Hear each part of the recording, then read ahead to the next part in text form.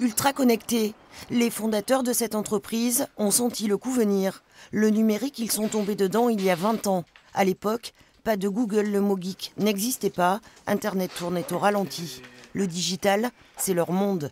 Créateurs de sites ou d'applications, les 13 salariés s'inspirent de l'air du temps. Dans le milieu, pour durer, il faut garder une longueur d'avance. Le vocabulaire change, on parle de start-up, on parle d'innovation, mais clairement, si on regarde dans notre viseur 15-20 ans en arrière, comme on peut le faire aujourd'hui, on a innové en permanence, encore une fois, en inventant des outils, en inventant des pratiques, en construisant nos métiers. Et c'est pas fini, en l'occurrence, là, je regarde 20 ans en arrière, mais les 20 prochaines années, ça va être la même chose. Il faut s'inspirer au maximum, aller vraiment sur les tendances, mais pas que sur les sites web, aller vraiment voir tous les champs de création possibles pour pouvoir justement se renouveler en permanence.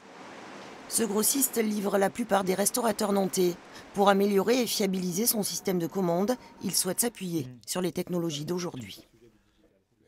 Pour le restaurateur, qui est quelqu'un qui est pressé, très pressé, qui n'a pas le temps, il faut que cette appli puisse remplacer le téléphone. L'objectif, c'est de proposer au chef une liste de produits qu'il a l'habitude d'acheter, qu'il a l'habitude de commander. On va dire vraiment ce qu'il a à sa carte en ce moment, et de lui proposer directement les produits qu'il a l'habitude de commander. Il n'aura plus qu'à mettre les quantités qu'il souhaite pour la livraison du lendemain ou du surlendemain. Donc quelque chose de très très simple. Réalité augmentée, objets connectés, les possibilités sont sans limite. Mais avec 1,5 million d'euros de chiffre d'affaires, les gérants d'Image Création n'ont pas la folie des grandeurs. Ils veulent à l'avenir rester une société à taille humaine, loin des grands groupes.